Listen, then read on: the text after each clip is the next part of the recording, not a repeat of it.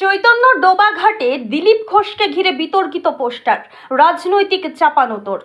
এই মুহূর্তে চাঞ্চল্য ছড়িয়েছে হালি শহরের চৈতন্য ডোবাঘাট এলাকায়। বিজেপি নেতা দিলীপ ঘোষকে ঘিরে সেখানে দেখা গেল বিতর্কিত পোস্টারে লেখা ছিল 21শে জুলাই যারা দিলীপ দাকে তৃণমূলে পাঠাচ্ছিল তাদের ঝাঁপ দেওয়ার স্থান, যা নিয়ে শুরু হয়েছে রাজনৈতিক তরজা। স্থানীয়দের একাংশ জানিয়েছেন কে বা কারা এই পোস্টার লাগিয়েছে তা স্পষ্ট নয়, তবে সকাল থেকেই পোস্টারটি দেখা যাচ্ছে ঘাট চত্বরে। এ বিষয়ে প্রতিক্রিয়া জানিয়ে ওয়ার্ডের তৃণমূল কাউন্সিলর মৃত্যুঞ্জয় দাস বলেন, এই ধরনের পোস্টার বিজেপিরই কাজ, ওরা নিজেদের হাইলাইট করতেই এমন কাণ্ড করছে। আমাদের তৃণমূল কংগ্রেসের অত সময় নেই দিলীপ ঘোষকে নিয়ে ভাবার, আমরা ব্যস্ত 26শে জুলাই দিদিকে মুখ্যমন্ত্রী করার লড়াই। ঘটনাকে কেন্দ্র করে এলাকায় রাজনৈতিক উত্তেজনা ছড়ালেও কে বা কারা পোস্টার লাগিয়েছে তা নিয়ে এখনো রহস্য রয়েছে।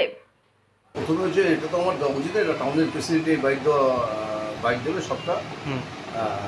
তো আপনি বলছেন যখন, ঠিক আছে, আমার কাছে যখন এসছেন, যেহেতু আমার ওয়ার্ডের ভিতরে, প্রথম কথা হচ্ছে কে বলেছে, আমাদের তরফ থেকে কে বলেছে দিলীপ ঘোষ তৃণমূল কংগ্রেসে জয়েন করে।